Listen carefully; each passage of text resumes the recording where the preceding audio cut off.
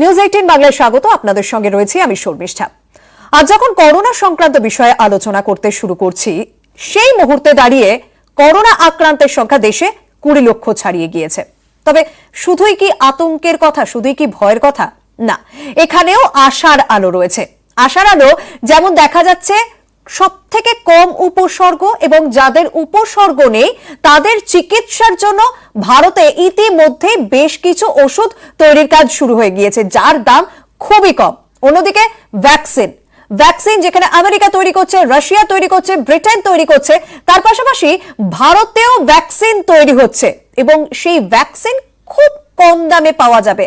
আমরা সেই সম্পর্কিত বিষয়গুলো নিয়ে আলোচনা করব। আরো অনেক দিক রয়েছে, আলোচনা করব। আমাদের সঙ্গে চিকিৎসকরা রয়েছেন, একবার তাদের সঙ্গে পরিচয় করে নিই। আমার সঙ্গে রয়েছেন ডক্টর শিবব্রত বন্দ্যোপাধ্যায়, রয়েছেন ডক্টর দীপ্তেন্দ্র সরকার, রয়েছেন ডক্টর অনির্বাণ দলুই। আপনাদের তিনজনের কাছেই আসবো, তিনজনকেই নিউজ 18 বাংলায় স্বাগত। তবে যে কথা বারবার বলা হচ্ছে যে আইসিএমআর এবং ভারত বায়োটেক যে ভ্যাকসিন তৈরি করছে, যে ভ্যাকসিন এই মুহূর্তে আলোচনায়, কারণ এখান থেকে বলা হচ্ছে জলের থেকেও কম দামে পাওয়া যাবে ভ্যাকসিন। যখন মানুষ আতঙ্কে রয়েছেন, ভাবছেন যে ভ্যাকসিন কবে আসবে, আদেও সেটা আমাদের হাতের নাগালে থাকবে তো, তা কিনতে গিয়ে ঘটি বাড়ি বেচতে হবে না তো? এই প্রশ্নের উত্তর কিন্তু ইতিমধ্যেই পাওয়া যাচ্ছে যে জলের থেকেও কম দামে পাওয়া যাবে এই কোভ্যাক্সিন। কি বলা হচ্ছে, কি দাবি করা হচ্ছে, দেখুন।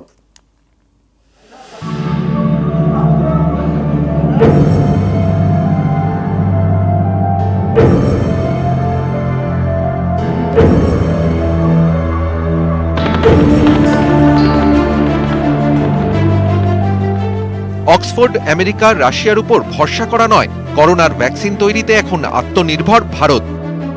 अपने परिश्रम अपनी संकल्प शक्ति से आत्मनिर्भर भारत का निर्माण करना है। ভারত বায়োটেকের তৈরি কোভ্যাক্সিনের এই মুহূর্তে হিউম্যান ট্রায়াল চলছে, কিন্তু ভারতের মতো দেশে ভ্যাকসিনের দাম কি হবে? ভারত বায়োটেকের এমডি কৃষ্ণা ইল্লার আশ্বাস, জলের বোতলের চেয়েও সস্তা হতে চলেছে কোভ্যাক্সিন, অর্থাৎ করোনা ভ্যাকসিনের দাম হবে 100 টাকারও কম। ভ্যাকসিনের দাম 100 টাকার কম ভাবা যায় কখনো? যে আমরা 100 টাকার কমের একটু যদি ইনজেকশন একটা নিই বা ট্যাবলেট যাই হোক না কেন, একটা ড্রপ খাই, পরে থেকে আমরা কোভিডের থেকে মুক্ত হতে পারবো বা আক্রমণের হাত থেকে বাঁচতে পারবো, এর থেকে ভালো খবর সত্যি আপামর ভারতবাসীর জন্য কিছু হয় না। প্রায় 134 কোটি জনসংখ্যার দেশে সবার হাতেই সস্তায় কোভ্যাক্সিন পৌঁছে দিতে বদ্ধপরিকর ভারত বায়োটেক। কোভ্যাক্সিনের পাশাপাশি জাইডাস ক্যাডিলার তৈরি ভ্যাকসিনেরও হিউম্যান ট্রায়াল চলছে। এছাড়াও বায়োলজিক্যাল ও ইন্ডিয়ান ইমিউনোলজিক্যালের তৈরি ভ্যাকসিনের অ্যানিমাল ট্রায়াল চলছে। বিশ্বের কাছে বরাবরই ভারত ভ্যাকসিন তৈরির কারখানা। বায়োলজিক্যাল জানিয়েছে ছাড়পত্র মিললে মাসে 8 থেকে 10 কোটি ভ্যাকসিনের ডোজ তৈরি করবে সংস্থা। এছাড়াও দেশে রয়েছে একাধিক ভ্যাকসিন তৈরির সংস্থা। তাই ভ্যাকসিন সরবরাহে বিশ্বকে পথ দেখাতে তৈরি হচ্ছে আত্মনির্ভর ভারত। শুধু তাই নয়, করোনা চিকিৎসার ওষুধেও আত্মনির্ভর ভারত। দেশীয় সংস্থা সিপলার ওষুধ সিপ্লেনজার ট্যাবলেটের দাম 68 টাকা। আরও এক ভারতীয় সংস্থা হেটেরো ল্যাবের ওষুধ মিলছে 59 টাকায়। এছাড়াও 49 টাকায় মিলবে লুপিন সংস্থার ওষুধ কোভিহল্ট। আমি এই ভ্যাকসিনকে স্বাগত জানাই। আমি মন থেকে আশা করি যত তাড়াতাড়ি সম্ভব এই ভ্যাকসিন আমাদের মধ্যে আসবে। এই ভ্যাকসিন কতদিন ছাড়া নিতে হবে, এর কোনো বুস্টার ডোজিং হবে কিনা, এর কার্যকারিতা কতদিন থাকবে, এই যতগুলি সংস্থার ভ্যাকসিন বেরোচ্ছে তারা কিন্তু এখনো সেই স্পষ্ট ধারণা আমাদের দিতে পারেনি। করোনা মোকাবিলায় শেষ পর্যায়ের প্রস্তুতি, ভ্যাকসিন থেকে করোনার ওষুধ, বিশ্বকে পথ দেখাচ্ছে আত্মনির্ভর ভারত। নিউজ 18 বাংলা। সবাই অপেক্ষা করছে যে এই ভ্যাকসিন কোভ্যাক্সিন কবে আসবে এবং এত কম দামে। স্বাভাবিকভাবেই এটা অনেক ভালো খবর, অনেক খুশির খবর এবং এখানে আশার আলো বলাই যেতে পারে এই পরিস্থিতিতে। আমাদের সঙ্গে 3 চিকিৎসক তো রয়েছেন, তার পাশাপাশি ডক্টর অংশুমান মুখোপাধ্যায় এই মুহূর্তে আমাদের সঙ্গে যোগ দিয়েছেন। আপনার কাছেও আসবো ডক্টর মুখোপাধ্যায়, আপনাকে স্বাগত।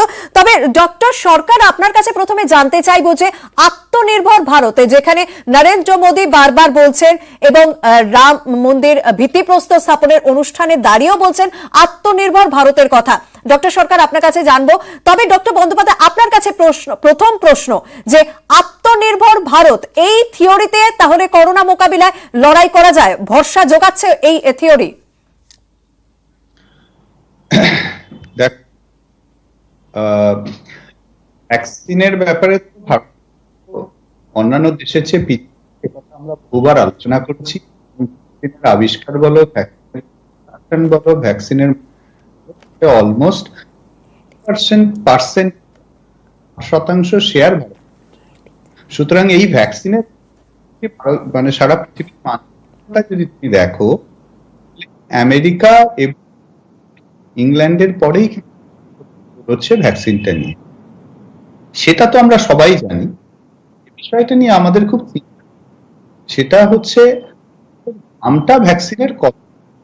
এটা শুনে অত্যন্ত ভালো লাগলো যে Bharat biotech company doctor Krishna এরা বলেছেন তো ভ্যাকসিনটা জলের বোতলের দামের চেয়েও কম হবে, এবং উনি এটাও মেনশন করেছেন দামটা 100 টাকার নিচেই হবে, অনেকটাই কম হবে। তো সেটা তো পরবর্তীকালে ঠিকঠাক হবে, কিন্তু এটুকু অন্তত বোঝা গেল যে আমরা ভ্যাকসিনটা আমাদের সাধ্যের বা সীমার মধ্যে আমরা নিয়ে আসতে পারছি। এটা একটা বিষয়। আরো একটা বিষয় কিন্তু সেখানে প্যারালালি মেনশন করা হয়েছে যে 8 থেকে 10 কোটি ভ্যাকসিন আমরা মোটামুটি একটা প্রতি মাসে আমরা ডোজটা তৈরি করে আমরা জনসাধারণের হাতে তুলে দিতে পারবো। এটাও কিন্তু খুব আশার খবর। সুতরাং একটা হচ্ছে সামর্থ্য, আর একটা হচ্ছে প্রোডাকশন, কতটা আমরা তৈরি করতে পারছি, সেটাও একটা খুব ইম্পর্টেন্ট। এখন শুধু আমাদের তাকিয়ে থাকতে হবে একটা দিকেই, যে ভ্যাকসিনটা যেন আমাদের সাকসেসফুল হয়, আমাদের এই ফেজ 3 ট্রায়ালটা আমাদের যেন সাকসেসফুল হয়। তাহলেই আমরা মনে হয় আমরা এই যুদ্ধটা জিতে গেলেও যেতে পারি। একদম ডক্টর বন্দ্যোপাধ্যায়। ডক্টর দোলই, আপনার কাছে জানতে চাইবো, যেভাবে সংক্রমণের সংখ্যা বেড়ে চলেছে, হ্যাঁ এটা তো খুবই ভালো খবর যে এত কম দামে ভ্যাকসিন আসছে, কিন্তু এত কম দামে আসছে, একটা তো প্রেশারও থাকবে যখন এই ভ্যাকসিন আসবে, কত পরিমাণে ডোজ তৈরি করা যাবে। আত্মনির্ভর ভারত বলা হচ্ছে, আইসিএমআর এর সঙ্গে ভারত বায়োটেক হাত মিলিয়ে এই কাজটি করছে, সেক্ষেত্রে প্রাথমিকভাবে সেই চাপের সামাল দেওয়া কতটা সম্ভব হবে?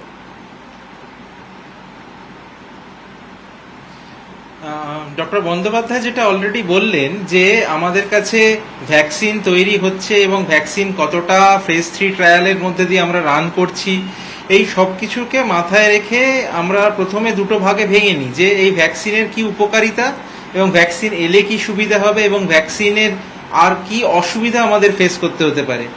তো ভ্যাকসিনের প্রথমেই যে সুবিধাটা ডক্টর ব্যানার্জি অলরেডি বলে ফেলেছেন যে ভ্যাকসিনটা অনেক সংখ্যক পরিমাণে একসাথে ওরা তৈরি করতে পারবে, এই একটা আশা দিয়েছে, এবং খুব কম দামে একটা ভ্যাকসিন ভারতবর্ষের মতো জায়গায় যেখানে ভ্যাকসিনকে খুব সহজে সব মানুষের কাছে পৌঁছে দিতে পারা যাবে, তখনই যখন সেটা খুব কম দাম থাকবে বা খুব লো কস্ট যেটাকে আমরা বলি, এবং তার সাথে সব মানুষের কাছে যাতে পৌঁছে যায় তার জন্য প্রচুর প্রোডাকশন, সেই বেসিক ইস্যুগুলো অ্যাড্রেসড হয়েছে। আমি আপনাকে একটা কথা বলি যে এছাড়াও ভারতবর্ষে আরো অনেক ভ্যাকসিন তৈরি হয়। আপনি প্রথমেই একটা কথা বলেছেন ভারতবর্ষ ভ্যাকসিন তৈরির হাব। এইখানে ভারতবর্ষ কিন্তু ভারতের যে ইনফ্রাস্ট্রাকচার আছে তাতে কিন্তু অনেক ভ্যাকসিন একসাথে তৈরি হতে পারে, কিন্তু সবার প্রথমে আপনি যেটা বলছেন যে সেইটাকে আমরা কিভাবে মেটাবো, সেই চাহিদাটাকে কিভাবে মেটাবো। একসাথে যতই তৈরি হোক আমাদের কাছে প্রার্থী মানে কত লোককে ভ্যাকসিন দেবো তারও সংখ্যা অনেক, সেটাও অনেকে হাঁ করে সবাই বসে থাকবে। 140 কোটি দেশ আমাদের ভারতবর্ষ।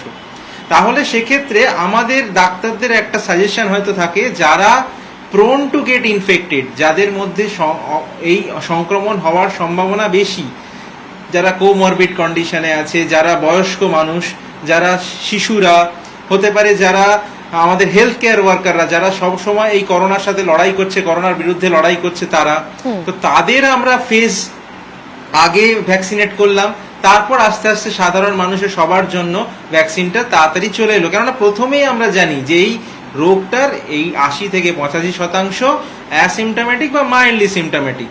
সুতরাং ভ্যাকসিন সবার লাগবে, এবং কিন্তু যাদের আগে দরকার তাদের আমরা আগে দেব, যদি সেই পদ্ধতিতে আমরা নেওয়া যায়। এবং আজ পর্যন্ত ভারতবর্ষ কেন সারা পৃথিবীতে যখনই ভ্যাকসিনের কিছু ট্রায়াল বলবো না, মানে ভ্যাকসিন যখন মার্কেটিং হয়েছে, ভ্যাকসিন যখন ছেয়ে গেছে, ভ্যাকসিন যখন প্রয়োগ করা হয়েছে, তখন কিন্তু এই পদ্ধতিতেই করা হয়েছে। আর একটা কথা বলবো যে এই ভ্যাকসিন কতটা কার্যকরী সেটা কিন্তু আমাদের কাছে পোস্ট মার্কেটিং সার্ভাইলেন্স বলুন, যেটা ফেজ 5 ট্রায়াল বলি, বা ফেজ 4 এর ট্রায়ালে হয়তো আরো বেশি সংখ্যক মানুষের মধ্যে আমরা এই ট্রায়ালটা করে দেখব, তো সেখান থেকে আমাদের কিছু কিছু জিনিসপত্র, কিছু আরো ডেটা উঠে আসবে যে এই ভ্যাকসিন কতদিন চালানো একদম। যাবে বা কতদিন পরে পরে নিতে হবে, কতটা ডোজ নিতে হবে, কি কি সাইড এফেক্ট আছে, একদম সেইগুলো তো আমরা সুতরাং সেগুলো মাথায়- পরপর করে পাবো। এবং অবশ্যই এই ভ্যাকসিনের কার্যকারিতা, মূলত ভ্যাকসিন ঠিক কি কারণে হয়ে থাকে? ভ্যাকসিন হচ্ছে যাতে আমাদের শরীরের রোগ প্রতিরোধক ক্ষমতাটা বাড়ায়, যাতে অ্যান্টিবডি বিল্ড আপ করে। কিন্তু এইখানে দাঁড়িয়ে একটা বিষয় এই মুহূর্তে স্বাস্থ্য দপ্তরকে ভাবাচ্ছে। আমরা সুস্থতার হার যদি দেখি, যেখানে আলোচনা করছি আজকে 20,27,000 দেশে করোনা আক্রান্ত, সেইখানে দাঁড়িয়ে সুস্থ হয়েছেন 13,78,000, অর্থাৎ 67% বেশি মানুষ সুস্থ হয়েছেন। কিন্তু সুস্থ হয়ে কি আদেও স্বস্তিতে আছে মানুষ? কারণ রাজ্যের বিভিন্ন প্রান্ত থেকে, দেশের বিভিন্ন প্রান্ত থেকে দ্বিতীয়বার করোনা আক্রান্ত হওয়ার খবর পাওয়া যাচ্ছে। উত্তরবঙ্গ যেমন, সেখানে সুস্থ হওয়ার পরেও আক্রান্ত আরো 2 জন। খড়গপুরে দ্বিতীয়বার করোনা আক্রান্ত রেলের চিকিৎসক, জানিয়ে ইতিমধ্যেই চিন্তায় স্বাস্থ্য দপ্তর। দেখুন প্রতিবেদন।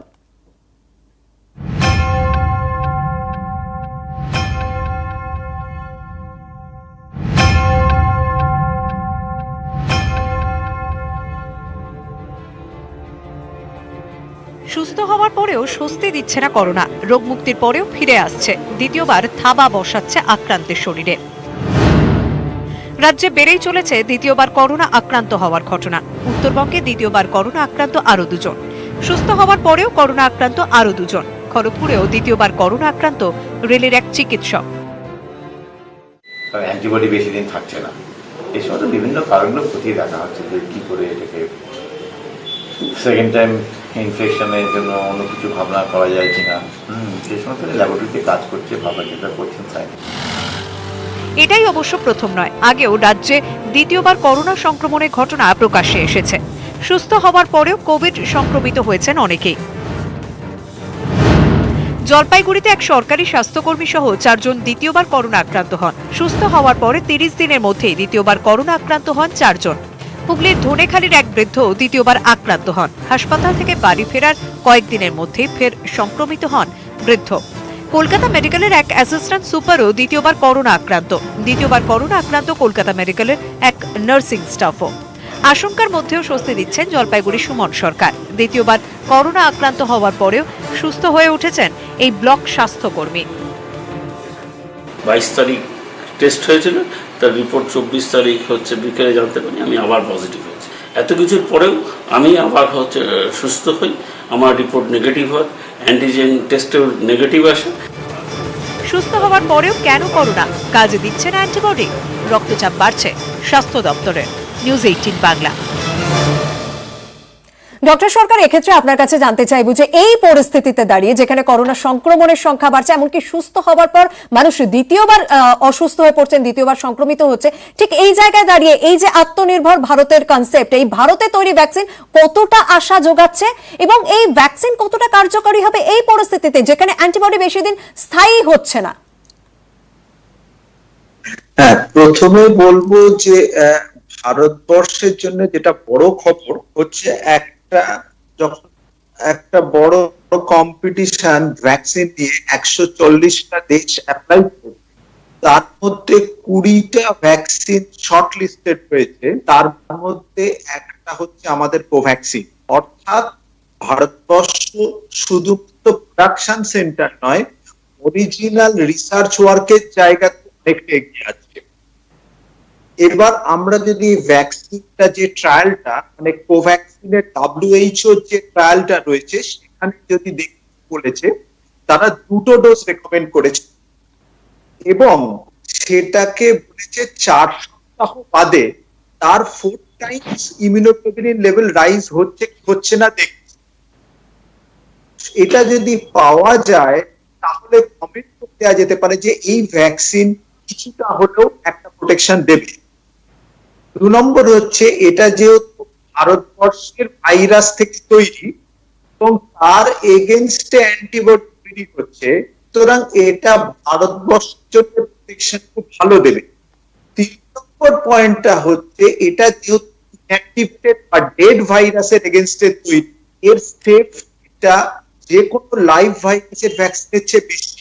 সেই জন্য আমরা যখন প্রথম একটা কমেন্ট শুনেছিলাম যে এই বছরের মধ্যেই আমরা রেডে করে উঠেছি, আসতে পারি না, কিন্তু ডেড ভাইরাস যদি ইউজ করা হয় তার সেফটি ফেজ 1 ট্রায়াল ছোট হয় এবং ফেজ 2 ফেজ 3 ট্রায়ালটাকে আপনি একত্রিত করতে পারেন। এবং আজকে যদি আমেরিকা ভ্যাকসিনের জন্য র্যাপ প্রোগ্রাম আনতে পারে, WHO সলিডারিটি প্রোগ্রাম আনতে পারে, তাহলে কারণ কি ভারতবর্ষ এত সেফ একটা ভ্যাকসিনকে ফেজ 2 ফেজ 3 এর মধ্যে একসাথে একত্রিত করে তাড়াতাড়ি 2000 সালের মধ্যেই যদি ভ্যাকসিন আনতে পারে। এবং যেহেতু এটা ভারতবর্ষের রিসার্চ প্রোডাক্ট, সেই কারণে এর কস্ট প্রাইসটা সময় কম থাকবে, অনেকটা ভারতীয় ইন্ডিজেনাস প্রোডাক্ট, এবং এর বন্টন ক্ষমতা পুরোপুরি ভারত সরকার এবং ICMR এর মধ্যে থাকবে। সেই কারণে এই কোভ্যাক্স আমাদের একটি আশা জাগাচ্ছে। বিশ্বের ভ্যাকসিনই আমাদের আশা যোগায়, কিন্তু কোভ্যাক্সিনের সাফল্যের জন্য আমরা জানো বসে আছি আত্মনির্ভর ভারতের দিকে তাকালে। একদম সেই জায়গা থেকে দাঁড়িয়ে যখন আমি ডক্টর মুখোপাধ্যায় আপনার কাছে জানতে চাইবো, ডক্টর অংশুমান মুখোপাধ্যায়, যে সুস্থ হয়ে যাচ্ছেন, সুস্থ হয়ে অনেকেই ভাবছেন তিনি সব থেকে পরিবারের জন্য সেফেস্ট বা তিনি ইমিউন, সেক্ষেত্রে তিনি সেই বিধিগুলো হয়তো মেনে চলছেন বা পরিবারের লোকেরাও অনেকটাই সেফ ফিল করছে তার কাছাকাছি যে তিনি সুস্থ হয়ে গেছেন। কিন্তু এই যে তথ্য উঠে আসছে দ্বিতীয়বার আক্রান্ত হচ্ছেন, এই বিষয়টি এই মুহূর্তে দাঁড়িয়ে আপনাদের চিকিৎসকদেরই বা কতটা ভাবাচ্ছে, সেটা তার জন্য যিনি একবার অসুস্থ ছিলেন এবং তাদের জন্য যারা তার সংস্পর্শে বারবার আসছেন সুস্থ হওয়ার পরও।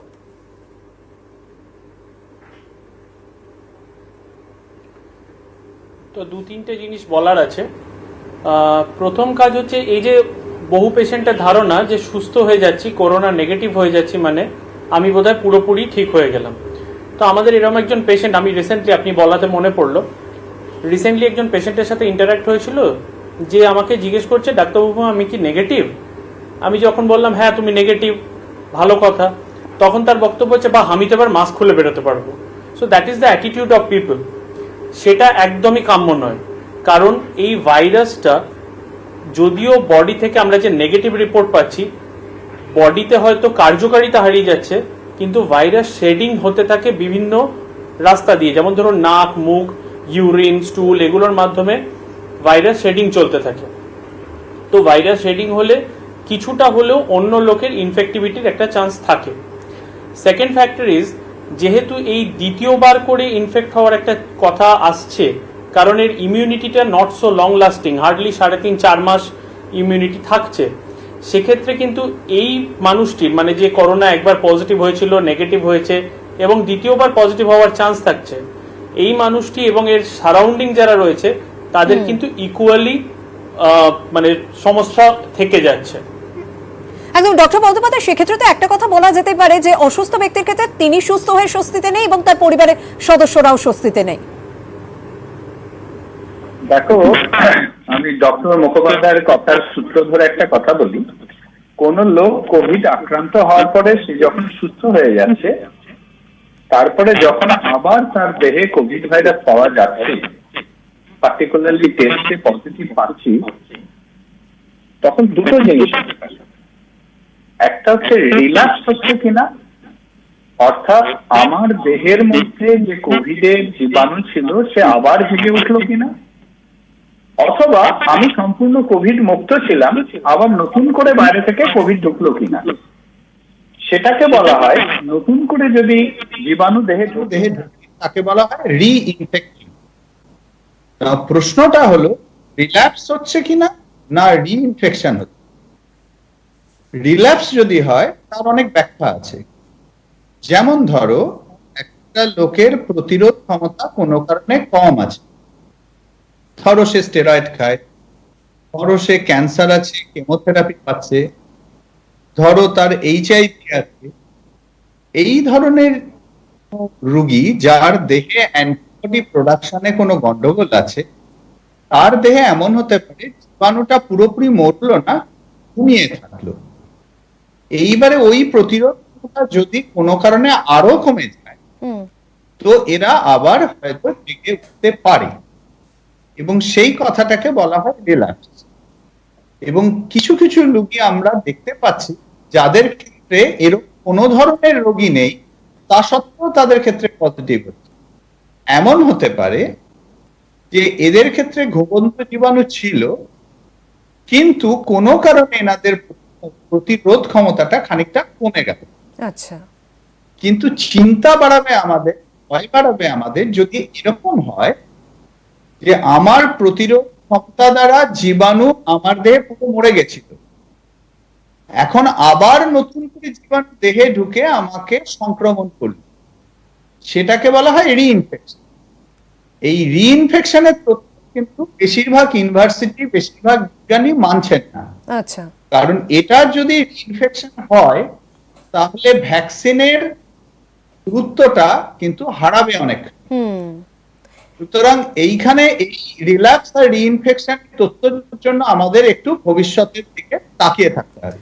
একদম, এখনো এই সংক্রান্ত বিষয়টা আরো বিস্তারিত তথ্য পেতে হবে এবং সেটা মনে হয় পুরোপুরি গবেষণার ক্ষেত্রেই রয়েছে এখনো পর্যন্ত। এতে নতুন করে ভাইরাসটা ঘুম থেকে উঠছে না রিইনফেক্ট হচ্ছে, নতুন করে সংক্রমণ হচ্ছে, এই বিষয়টা যতদিন না পরিষ্কার জানা যাবে ততদিন হয়তো এই ভ্যাকসিনের কার্যকারিতা নিয়েও একটা প্রশ্ন থেকেই যাচ্ছে।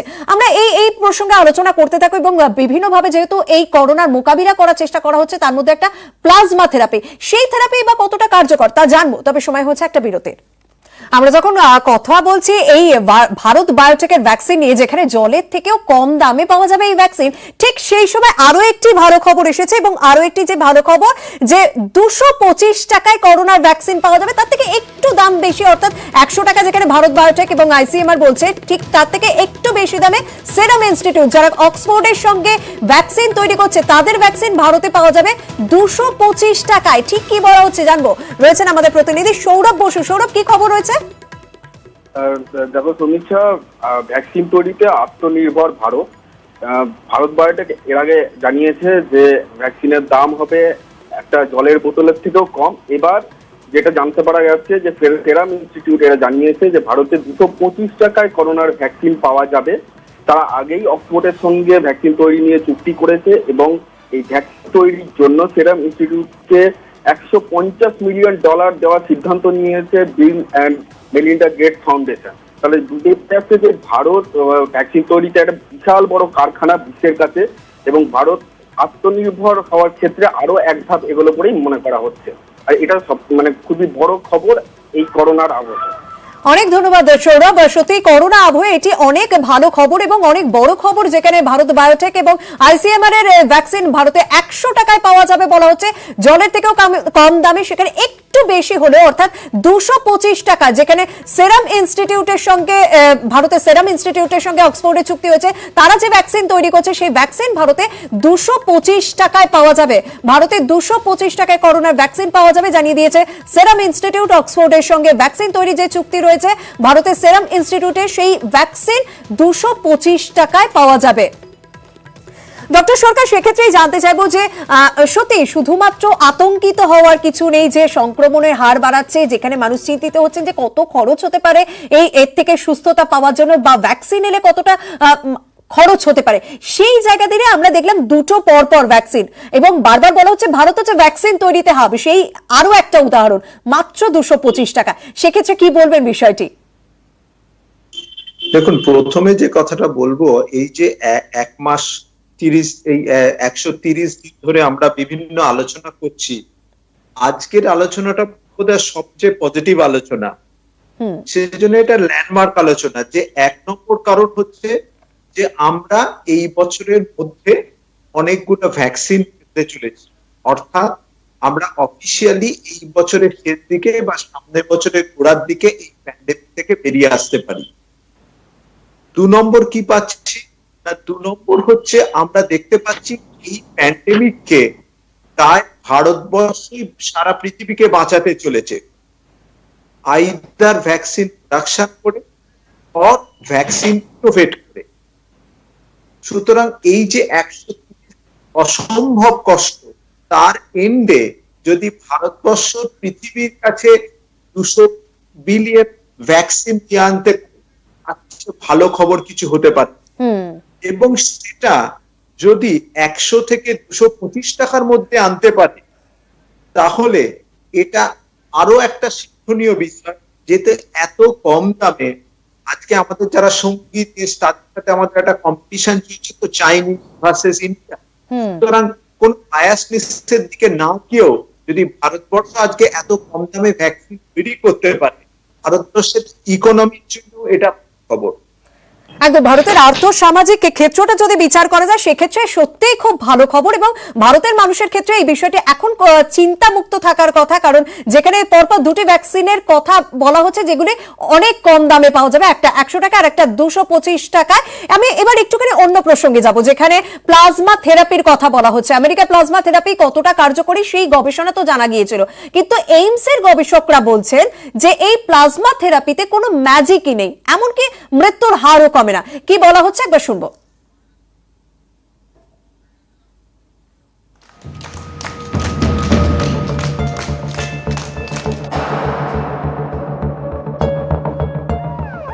নানা মুনির নানা মত। প্লাজমা থেরাপি কি সংকটজনক করোনা রোগীর মৃত্যু ঠেকাতে পারে?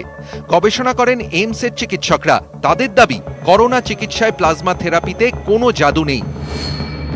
সমীক্ষায় দাবি, কনভাসেলেন্ট প্লাজমা থেরাপিতে মৃত্যুর হার কমে না। 30 জন রোগীকে দুভাগে ভাগ করে সমীক্ষা।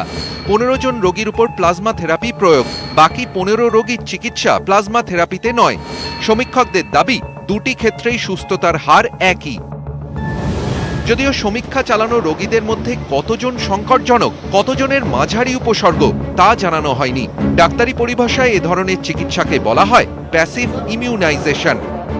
সমস্ত পেশেন্ট বা রোগীরা গুরুতরভাবে অসুস্থ বা সিভিয়ারলি ইল পেশেন্ট, তাদের ক্ষেত্রে কিন্তু প্রথম অবস্থায় এখানে প্লাজমা থেরাপি দেওয়া হয়, পরবর্তীকালে তাদের মৃত্যুর সম্ভাবনা কিন্তু অন্যদের তুলনায় কম। অন্যান্য স্টাডি থেকে আমরা এগুলো পেয়েছি।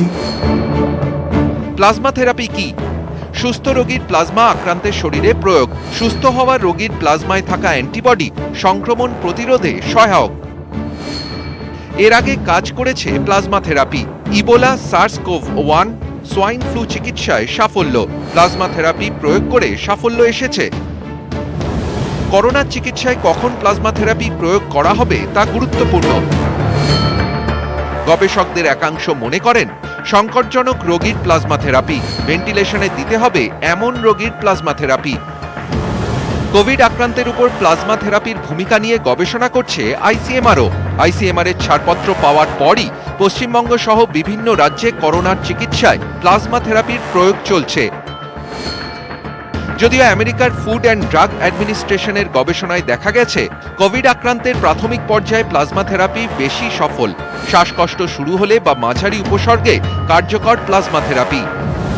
প্লাজমা থেরাপিতে কিছু ঝুঁকি থেকে যায়, একথা সব গবেষকরাই মানেন। কিন্তু প্লাজমা থেরাপি কি সত্যিই কোভিড আক্রান্তের মৃত্যুর আশঙ্কা কমায়? উত্তরের জন্য আরও কিছুটা অপেক্ষা। নিউজ 18 বাংলা। ডক্টর দুলই, আপনার কাছে জানতে চাইবো, যেখানে আগে আমেরিকার গবেষকরা অনেক সংখ্যক মানুষের উপর করেছিল এই থেরাপি এবং তারা বলেছিল এটাতে একটা কার্যকরী ফল পাওয়া যাচ্ছে, কিন্তু এই যে এইমসের গবেষকরা যে দাবি করছে সেক্ষেত্রে এই ফলাফল কেন? মাত্র 30 জনের উপর এই টেস্ট করা হয়েছে, না কাদের উপর টেস্ট করা হয়েছে সেই বিষয়টি বিস্তারিত জানা যাচ্ছে না বলে সেই কারণে, মানে কেন এই ধরনের ফলটা আসছে অন্তত এইমসের গবেষণায়?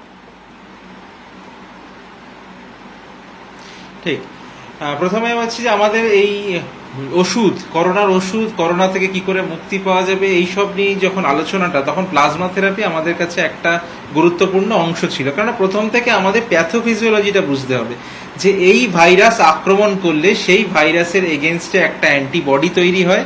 সেই অ্যান্টিবডিকে আইদার আমি ভ্যাকসিনের মধ্যে দিয়ে তাকে প্রকাশ করতে পারি, না হলে বাইরে থেকে অ্যান্টিবডিটাকে শরীরে ঢোকাতে হবে।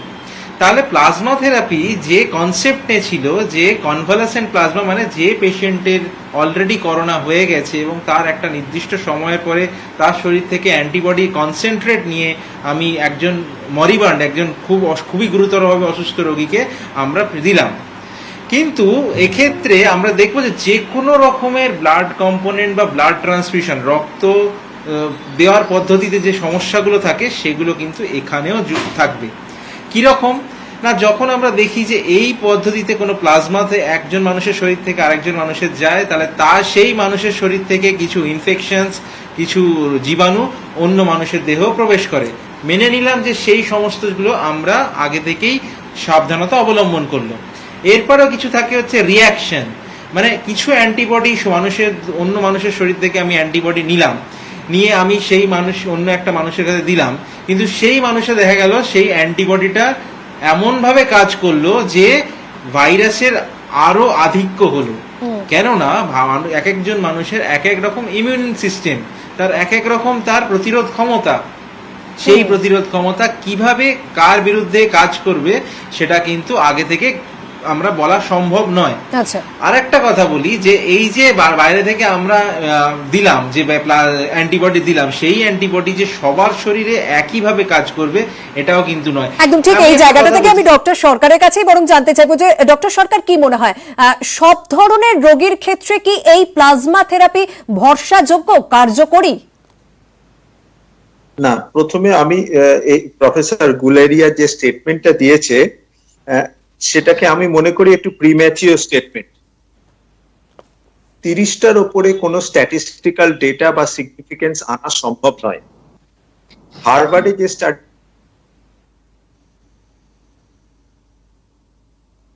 আমি আসবো ডক্টর সরকার। আমি যে বিষয়টা জানতে চাইছিলাম যে এই প্লাজমা থেরাপি যেখানে কোথাও একটা আশার আলো দিচ্ছিল, সেই প্লাজমা থেরাপিতে এই মুহূর্তে এইমস এর গবেষকরা বলছেন যে এতে কোনো ম্যাজিক নেই এবং এতে মৃত্যুর সংখ্যা যে কমবে, মৃত্যুর হার যে কমবে, সেই তথ্য কিন্তু একেবারে জোর দিয়ে বলা যাচ্ছে না। ডক্টর বন্দ্যোপাধ্যায়, আপনি কি বলবেন এক্ষেত্রে? ডক্টর জিতেন্দ্র সরকার যে কথাটা বলছিলেন, আমিও ওনার সঙ্গে একটা বিষয়ে সহমত। একটা এত বড় সিদ্ধান্ত 30টা লোকের উপরে স্টাডি করে তার যে ডেটা, সেই ডেটার উপরে ভিত্তি করে সিদ্ধান্ত নেওয়া যায় না। দেখো, কনভালেসেন্ট সেরাম তো সবাইকে দেওয়া যাবে না, তার কতগুলো ক্রাইটেরিয়া আছে, তাকে দেওয়া হবে। তার মধ্যে প্রথম ক্রাইটেরিয়াটা হচ্ছে যে যারা খুব মডারেটলি সিভিয়ার, যাদের অক্সিজেন রিকোয়ারমেন্ট স্টেরয়েড নেওয়া সত্ত্বেও ইমপ্রুভ করছে না, এরকম ধরনের রোগীর উপরে আমরা কনভালেসেন্ট সেরামটা সাধারণত প্রয়োগ করে থাকি। এবারে আমরা যে কনভালেসেন্ট সেরামটা যার থেকে দেব, সেই সেরামটার আবার অ্যান্টিবডি টাইটারটা অনেক হাই হতে হবে, 1/640 চেয়ে হাই হতে হবে এবং অ্যান্টিবডিটা সাফিসিয়েন্ট থাকতে হবে। তবে গিয়ে দেখা যাচ্ছে যে সেখানে একটা আমরা রেজাল্ট পেতে পারি। কিন্তু মর্টালিটি কমছে কি কমছে না, এটা শুধু 30 জনের স্টাডি দেখে বোঝা যাবে না। তার কারণ সারা পৃথিবীতে আরো অনেকগুলো স্টাডি আছে, যে স্টাডিগুলোতে এটা দেখা গেছে যে কনভালেসেন্ট সেরাম কোনো জায়গায় মডারেট কেসে, যেখানে অক্সিজেন রিকোয়ারমেন্ট স্টেরয়েড দ্বারা উন্নত হচ্ছে না, সেখানে কিন্তু কনভালেসেন্ট সেরাম দিলে আমরা বেশ কিছু ক্ষেত্রে ভালো রেজাল্ট পাচ্ছি। আমাদের আরো কিছু স্টাডি দেখে আমাদের তাকিয়ে থাকতে হবে। এইমস এর এই ছোট্ট একটা পাইলট স্টাডি দেখে আমাদের সিদ্ধান্ত আসা ঠিক হবে না। এবং এরই মাঝে আমরা কিন্তু বেশ কিছু জায়গায় প্লাজমা থেরাপি যে হচ্ছে সেই খবরও আপনাদের সামনে তুলে ধরছি এবং কতটা আশার আরো যোগায়, এইটি কতটা ভরসাযোগ্য সেটার জন্য যেমন ডক্টর বন্দ্যোপাধ্যায় বললেন যে আরো গবেষণার দিকে, আরো পরীক্ষার দিকে তাকিয়ে থাকতে হবে। আমরা আরো বিষয় নিয়ে আলোচনা করব, কারণ এখনো পর্যন্ত যা জানা যাচ্ছে যে এই করোনা সংক্রমণের জেরে আমাদের শরীরে বিভিন্ন অঙ্গ প্রত্যঙ্গ ক্ষতিগ্রস্ত হচ্ছে, কিন্তু সবচেয়ে বেশি যেটা ক্ষতিগ্রস্ত হচ্ছে সেটা হচ্ছে ফুসফুস, এবং সেটা স্থায়ীভাবে ক্ষতি হচ্ছে। এর থেকে কিভাবে বাঁচা যায়, কতটা ক্ষতি হচ্ছে জানবো, তবে সময় হচ্ছে আরো একটা বিরতির। চীনের ইউহানে একটি সমীক্ষা চালানো হয়েছিল, সেখানে দেখা যাচ্ছে করোনা সবচেয়ে বেশি যদি কিছুর ক্ষতি করে সেটা হচ্ছে ফুসফুসের। করোনা থেকে সুস্থ 90% রোগীরই ফুসফুসে মারাত্মক ক্ষতি হয়। শ্বাসকষ্ট থেকে বাঁচতে অনেকের বাড়িতেই রাখতে হচ্ছে এখন অক্সিজেন সিলিন্ডার। কি বলা হচ্ছে সমীক্ষায়, দেখব।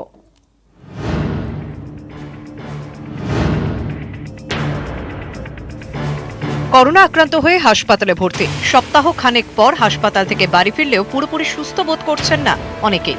মাঝে মধ্যে অসম্ভব কাশি, নিঃশ্বাস নিতে সমস্যা, একটু হাঁটলেই হাঁপিয়ে উঠছেন, কারণ করোনার সংক্রমণে ফুসফুসে দফা রফা।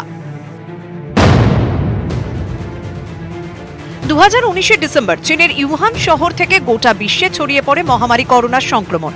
সুস্থ হয়ে ওঠা করোনা আক্রান্ত 100 জনকে নিয়ে সম্প্রতি গবেষণা চালান ইউহান বিশ্ববিদ্যালয়ের বিজ্ঞানীরা।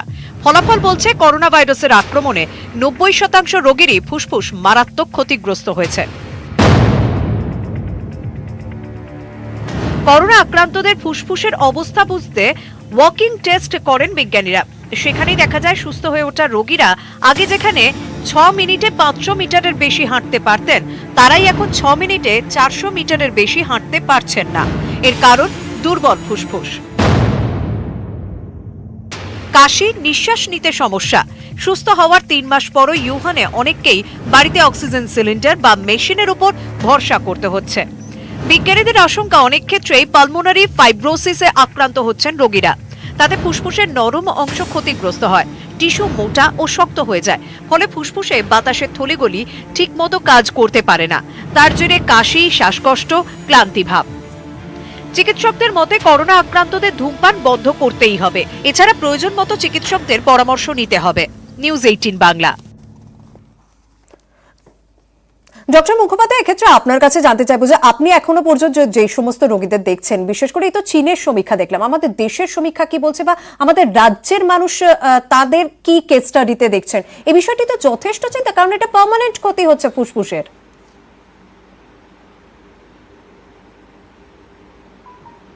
প্রথমত এই স্টাডিটা আমার কাছে খুব একটা সিগনিফিকেন্ট লাগেনি। আচ্ছা, কারণ 6 মিনিট ওয়াক টেস্টের যে কি বলবো অ্যানালিসিস করা হয়, সেটা একটা বর্গ স্কেল বলে অ্যানালিসিস হয়। এখানে বর্গ স্কেল আর বোর্ড ইন্ডেক্স দুটো অ্যানালিসিস হয়, সেটা মেনলি সিওপিডি পেশেন্টদের জন্য। এখন সেখানে বলাই আছে যদি কেউ 6 মিনিটে 375 মিটারের বেশি হাঁটতে পারে, দ্যাট ইজ ওয়েল এনাফ। কারুর হাঁটার পরিমাণ 500 থেকে 400 মিটার হয়ে গেছে, সেটা বহু কারণে হতে পারে। তার হাঁটুর ব্যথা ডেভেলপ করতে পারে, করোনা হয়েছে, একটা ভাইরাল ডিজিজ, হাঁটুর ব্যথা ডেভেলপ করেছে, সে হাঁটতে পারছে না। This is not a significant study. আমার মনে হয় না it's a very significant study. আরো একটা ইম্পর্টেন্ট ব্যাপার হচ্ছে কতটা হাঁটতে পারলো, তার থেকে অনেক বেশি ইম্পর্টেন্ট হচ্ছে কতটা অক্সিজেন ড্রপ করলো। পালমোনারি ফাইব্রোসিস হচ্ছে কিনা সেটার একটা এভিডেন্স হচ্ছে যে আমার অক্সিজেন স্যাচুরেশন ড্রপ করছে কিনা ডিউরিং ওয়াকিং। তো সেই জন্য এই স্টাডিটা নিয়ে আমি খুব একটা চিন্তিত নেই। যেটা নিয়ে চিন্তিত, এটা নিয়ে আমি আপনাদের চ্যানেলে আগেও বলেছি যে পালমোনারি ফাইব্রোসিস কিন্তু বহু পেশেন্টে ডেভেলপ করছে। তো পালমোনারি ফাইব্রোসিস হলে কি হয়, যেটা আপনি বলছিলেন যে ফুসফুসের যে নরম অংশ, সেই নরম অংশটা শক্ত হয়ে যেতে থাকে, হার্ড হয়ে যেতে থাকে, আর তার ফলে অক্সিজেন কার্বন ডাইঅক্সাইড আদান প্রদানে প্রবলেম হয়। এখন অনেক পেশেন্ট এরকম আসছে যারা 6 মিনিট ওয়াক টেস্টে হাঁটছেন, স্যাচুরেশন আগের থেকে বেশ অনেকটা ডিপ করছে। সেক্ষেত্রে তাদের ক্ষেত্রে আমরা অ্যান্টি ফাইব্রোটিক এজেন্ট, কখনো কখনো স্টেরয়েড, সেটা দিয়ে চিন্তা ভাবনা করছি, সেটা দিয়ে দেখছি যে 6 সপ্তাহ বা 3 মাস বাদে কি এফেক্ট হয়। কারুর ক্ষেত্রে তো ধরুন ডিজিজটাই আমাদের কাছে 5-6 মাসের। তো আমরা যে স্টাডিগুলো করছি তাতে অনেকের ক্ষেত্রে দেখছি ভালো ইমপ্রুভমেন্ট করছে, অনেকের ক্ষেত্রে দেখা যাচ্ছে যে ইমপ্রুভমেন্ট ইজ নট সো কি বলবো আপ টু দ্য মার্ক। ঠিক তো পার্মানেন্ট ফাইব্রোসিস বেশ কিছু পেশেন্টের হয়ে থাকছে, which is actually worrisome. সেক্ষেত্রে আপনার কাছে যদি খুব সংক্ষেপে জানতে চাওয়া হয় যে এই রাজ্যের মানুষ এখনো পর্যন্ত যারা যারা করোনা আক্রান্ত হয়েছে, যাদের ফুসফুসে সমস্যা আগে থেকেই ছিল বা নতুন করে তাদের সংক্রমণের জেরে ফুসফুসের সমস্যা তৈরি হচ্ছে, সেক্ষেত্রে কি দেখছেন, কতটা ক্ষতি হচ্ছে এবং কি ধরনের ক্ষতি হচ্ছে, কি ধরনের সিমটম থাকছে?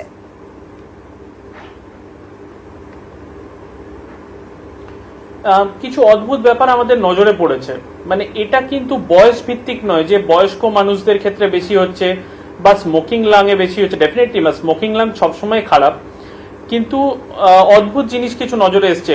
খুব অল্প বয়সী ছেলে, 26 বছর 28 বছর বয়সী ছেলে, তার লাংসে আফটার কোভিড এত ড্যামেজ হয়ে গেছে ভাবা যায় না। আবার আমি গতকালই একজন পেশেন্ট দেখেছি যিনি 4 সপ্তাহ বাদে এসছে, 65 বছর বয়স্ক মানুষ, তার লাংসে কিন্তু সেই অর্থে অত সিমটমস নেই বা অত সিটি স্ক্যানে চেঞ্জ নেই। তো কার ক্ষেত্রে হচ্ছে কার ক্ষেত্রে হচ্ছে না, এগুলো নিয়ে আমাদের আরো অনেক রিসার্চ প্রয়োজন। আচ্ছা ডক্টর সরকার, আমি সংক্ষেপে বলবো যে ডেফিনেটলি স্মোকিং ছাড়া দরকার। সেকেন্ড থিং হচ্ছে যে ভ্যাকসিনের জন্য আমরা ওয়েট করে আছি, যেমন সত্যি কথা আমাদের নিউমোনিয়া আর ইনফ্লুয়েঞ্জার যে ভ্যাকসিন গুলো আছে সেগুলো কিন্তু পেশেন্টদের নেওয়া দরকার। একদম ঠিক এই জায়গাটা থেকে ডক্টর সরকার আপনার কাছে যাব, মানে বেশ ভালো বিষয়টাই তুললেন ডক্টর মুখোপাধ্যায়, যে এই যে যাদের মূলত লাংসের ক্ষতি হচ্ছে, আমরা বেশ কিছু ওষুধের নাম বলেছি যেগুলো ভারতে তৈরি হচ্ছে, যেগুলো মৃদু উপসর্গ এবং যাদের উপসর্গ নেই তাদের ক্ষেত্রে ভালো ট্রিটমেন্ট হচ্ছে, কিন্তু যাদের লাংসের এরকম ক্ষতি হচ্ছে, একেবারে এক কথা বলা যেতে পারে যে ফুসফুসে দফা রফা হয়ে যাচ্ছে যে রিপোর্ট দেখা যাচ্ছে, তাদের ক্ষেত্রে কি করা উচিত এই মুহূর্তে? উনি যে ভ্যাকসিনের কথা বলছিলেন, নিউমোনিয়ার ভ্যাকসিন, সেগুলো কি দেওয়া যেতে পারে এই মুহূর্তে? হ্যাঁ, যদি তার কোনো গ্রস না থাকে, নিউমোনিয়া ভ্যাকসিন বা ইনফ্লুয়েঞ্জা ভ্যাকসিন বা ফ্লু ভ্যাকসিনের যেরকম নর্মাল প্রোটোকল সেই অনুযায়ী দেওয়া যেতে পারে। ইস্যুটা দুটো, এক নম্বর হচ্ছে যে স্টাডিটা, চায়না স্টাডিটা দেখানো হয়েছে, যেটা উনি বললেন সেটা অ্যাবসলিউটলি কারেক্ট। একটা ক্লিনিক্যাল সাবজেক্টিভ টেস্টের উপরে এত বড় কনক্লুশন হাস্যকর। 2 নম্বর, প্যান্ডেমিকটা ভারতবর্ষে 130 দিন হয়েছে।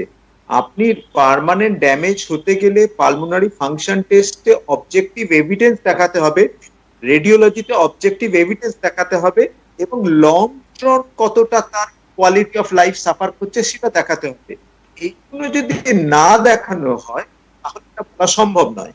2 নম্বর কথা হচ্ছে, একটা যে ভেরিয়েশন হচ্ছে, একটা স্টাডিতে বলছে যে যাদের ক্ষেত্রে পালমোনারি ভাস্কুলেচারের থ্রম্বোসিস বেশি হচ্ছে, অর্থাৎ পালমোনারি নেক্রোসিস হচ্ছে রিপ্লেসড বাই ফাইব্রোসিস, তাদের ক্ষেত্রে এটা বেশি হচ্ছে। আর যাদের পিওর বেশি অ্যামাউন্ট অফ ব্লাড সার্কুলেশনে থ্রম্বোসিস হয়নি, তাদের ক্ষেত্রে কিন্তু লাং রিকভারিটা অনেক বেশি রিভার্সিবল হচ্ছে। কার এটা হবে, প্যাটার্ন কোনটা অ্যাক্টিভেটেড হবে একটা সাইটোকাইন স্টর্মের সময়, সেটা বলা খুব ডিফিকাল্ট। সাইটোকাইন স্টর্ম ভিন্নভাবে অ্যাক্টিভেটেড হতে পারে, ইন্টারলিউকিন 6 ডিপেন্ডেন্ট।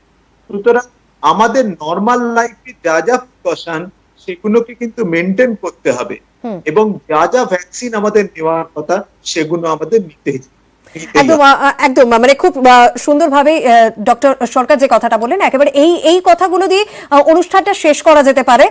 ডক্টর বন্দ্যোপাধ্যায় ছিলেন আমাদের সঙ্গে, ডক্টর শিবব্রত বন্দ্যোপাধ্যায়, ডক্টর দীপ্তেন্দ্র সরকার, ডক্টর অনির্বাণ দোলে এবং ডক্টর অংশুমান মুখোপাধ্যায়, আপনাদের চারজনকে অনেক ধন্যবাদ। এবং যে কথাগুলি বললাম, করোনা আবহে যেভাবে যে বিষয়গুলো জানার দরকার, প্লাজমা থেরাপি, লাংসের সতর্কতা, সেই তথ্যগুলো তো তুলে ধরলাম, কিন্তু আজকের অনুষ্ঠানের সব থেকে ভালো দিক এবং সব থেকে বড় আশার আলো বলা যেতেই পারে সেটা হচ্ছে পরপর দুটি ভ্যাকসিনের যে দামের কথা জানানো হয়েছে।